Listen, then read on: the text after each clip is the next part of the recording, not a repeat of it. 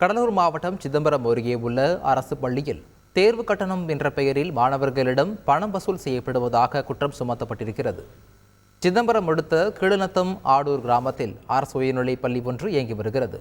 இந்த பள்ளியின் தலைமை ஆசிரியையான ஜெயந்தி காலாண்டு தேர்விற்கு மாணவர்களிடமிருந்து 250 ரூபாய் பணத்தை தேர்வு கட்டணமாக வலுக்கட்டாயமாக வசூல் செய்ததாக கூறப்படுகிறது. தொடர்ந்து பணம் தராத மாணவர்களை குண்டூசி மூலம் குத்தியும் நகத்தால் கிள்ளியும் கண்மூடித்தனமாக தாக்கியதாகவும் கூறி மாணவர்கள் பரபரப்பு குற்றச்சாட்டை முன்வைத்துள்ளனர். பிடி காசு கேட்டு அடிக்கிறாங்கண்ணா. ஸ்கூல் வரலன்னா 100 ரூபா காசு கேட்குறாங்க. மூஞ்சில் பிடிச்சி காயமாயிடுச்சு. எதுக்கு சொல்லி காசு கேட்குறாங்க. கேட்டு அடித்து எடுத்துகிட்டு வரலன்னா செருப்பால் அடிப்பேன், விளக்க மாத்தல் அடிப்பேன் அப்படின்னு சொல்கிறாங்கண்ணா.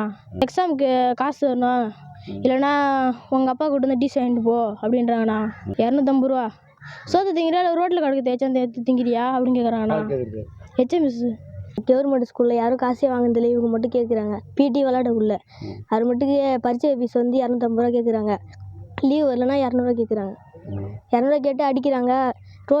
ரோட்டில் சாப்பாடு சாப்பிட்றியா இல்லை ரோட்டில் கிடக்குது சாப்பிட்றியா அப்படின்னு கேட்குறாங்க. கிரவுண்டு விளாட விட்டா கபடி விளாடுங்க, கீழே வந்து ஆயில்மெண்ட் எதுவுமே தர மாட்டாங்க. கம்பியில் அடிக்கிறாங்க, குண்டூசி வச்சு கையில் குத்துறாங்க. கொஸ்டின் பேப்பருக்கு 250 ரூபாயா, தனியாக பரீட்சை பேப்பருக்கு 10 ரூபாயா. செய்திகளை உடனுக்குடன் தெரிந்து கொள்ள உடனே சப்ஸ்கிரைப் பண்ணுங்க.